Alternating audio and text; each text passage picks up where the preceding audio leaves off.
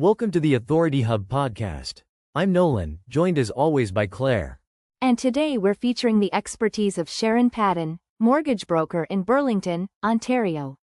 If you locked in at a low pandemic era rate and you're sitting on significant home equity right now, how do you access that equity without blowing up the mortgage you fought to keep? That's the exact tension a lot of Burlington homeowners are living in right now, and it's not a simple answer.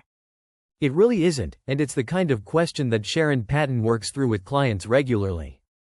Let's start with a real scenario, because I think it grounds this conversation in a way that abstract rate talk doesn't.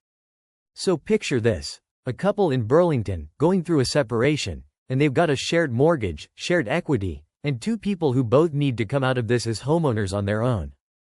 That's not just a financial problem. That's a logistics problem, a legal problem, and an emotional problem all at once. And the bank process kept stalling.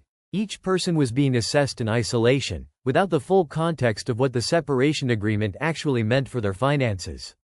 Which is exactly where the standard approach breaks down for complex refinance situations.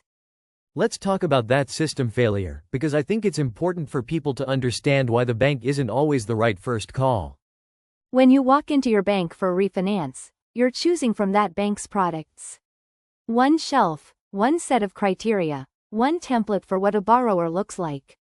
And that template was not built for a self-employed borrower, or someone mid-separation, or someone whose income is commission-based and variable. The rigidity isn't malicious, it's structural. Banks apply a standardized underwriting process, and anything that doesn't fit neatly into that process tends to stall or get declined. And the penalty calculation issue is another layer of this that most people don't even know to ask about. Right. Different lenders calculate IRD penalties differently. Some use posted rates in the formula, which can inflate the penalty significantly. Others use contract rates, which results in a much lower number. So the lender you're leaving matters just as much as the lender you're moving to. And if you're only talking to one institution, you're not getting that comparison. You're just getting their number. This is where Sharon Patton's approach as a Burlington mortgage broker makes a direct, practical difference. Sharon works across banks, credit unions, monoline lenders, and alternative lenders simultaneously. That's the core advantage: access. And monoline lenders are worth explaining here, because a lot of people haven't heard that term. Monoline lenders deal exclusively in mortgages and operate through the broker channel. They don't have branch networks to maintain, so their overhead is lower, and that can show up in your rate. They also tend to have more straightforward penalty calculations, which matters enormously if you're refinancing mid-term.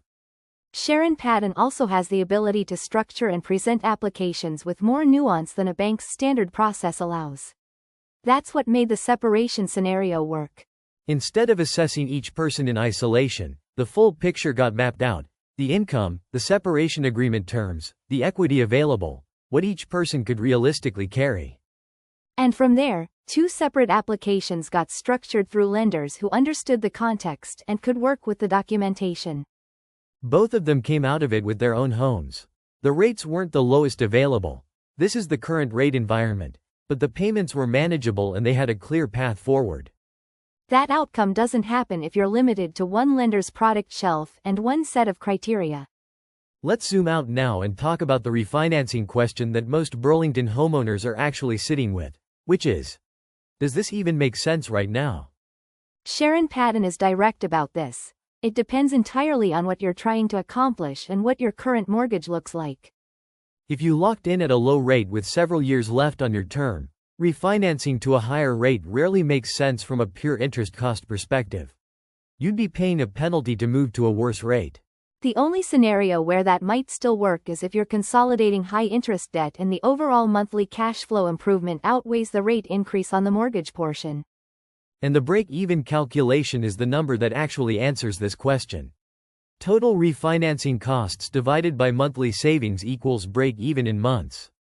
That's the first number Sharon Patton walks every Burlington client through before anything else moves forward. Total refinancing costs include the penalty, legal fees, appraisal, and any administrative fees. Monthly savings is the difference between your current payment and your new payment. And the penalty is where people get surprised. IRD penalties on fixed-rate mortgages can be substantial depending on the original mortgage amount, the rate differential, and how your lender calculates it. You can request a penalty quote from your lender at any time. That number is non-negotiable to have before you start any refinancing conversation.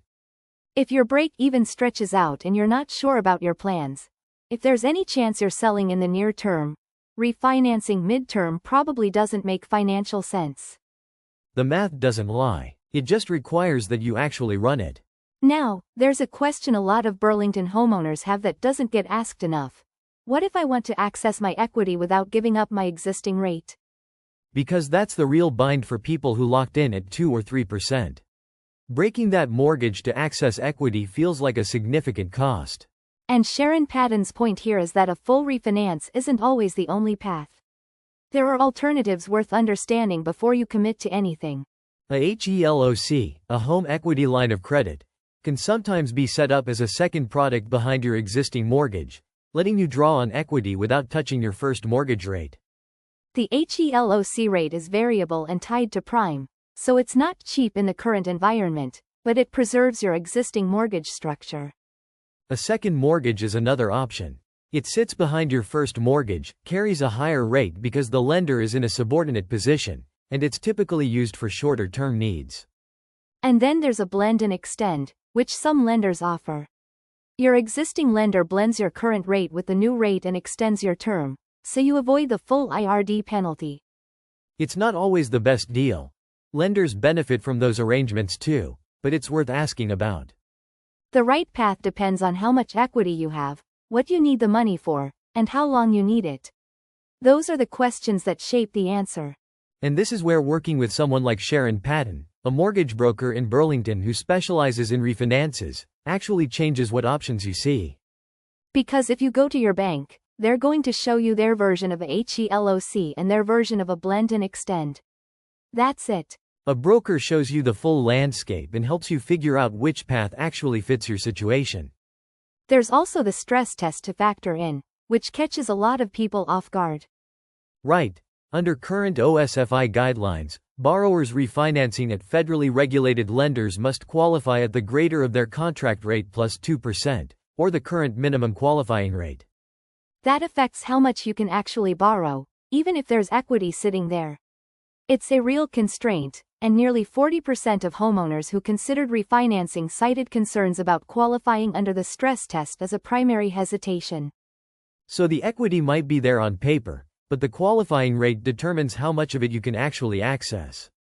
Which is another reason why having a broker who knows the full lender landscape matters. Some of those options exist outside the federally regulated space.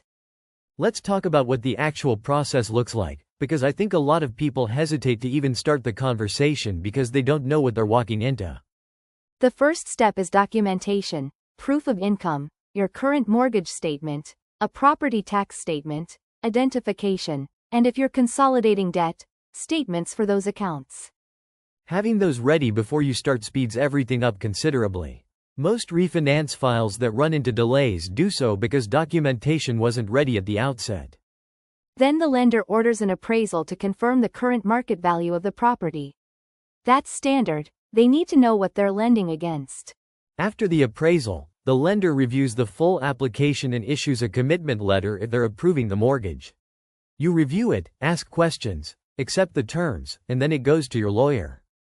The lawyer registers the new mortgage on title, discharges the old one, and ensures any debts being consolidated are actually paid out. That's why legal fees are part of the cost. It's a legal transaction. And the timeline advice from Sharon Patton is consistent. Start several months before your renewal date. Waiting until your close limits your options. If you're already at renewal, you're not breaking anything, you're just negotiating your next term. That's a different conversation, and it's one where having a broker matters because you're not stuck with your existing lender's renewal offer. So if someone in Burlington is thinking about this, what's the first practical step? Pull your current mortgage statement. Note your balance, your rate, your remaining term, your lender. Then request a penalty quote directly from your lender. And think about what outcome you're actually looking for: lower monthly payment, equity access, debt consolidation, shorter amortization. The answer to that question shapes everything else. Sharon Patton's observation is that clients who come in with a clear goal get to a decision faster and with less stress. It's not about knowing what product you want, it's about knowing what you're trying to accomplish. And if you're carrying high-interest debt, list those balances and their rates. Consolidating into a mortgage can represent a significant interest saving, even accounting for the longer amortization. The math needs to be run carefully, but it often makes sense. Mortgage refinances used for debt consolidation are one of the most common reasons Burlington homeowners reach out to Sharon Patton. Here's the broader truth that this whole conversation keeps coming back to. Refinancing is not one thing. It's a tool, and the right use of that tool depends entirely on your situation. The rate is one piece of the picture. The penalty, the break-even, the alternatives, the stress test, the goal, all of it has to be in the room at the same time. And the reason a local broker finds options your bank can't offer isn't magic. It's access, relationships, and the ability to read the whole situation instead of just running a rate comparison. If you're a Burlington homeowner sitting with this question, the conversation is worth having. You can find Sharon Patton at sharonpatton.com. Sharon Patton is a mortgage broker in Burlington specializing in mortgage refinances.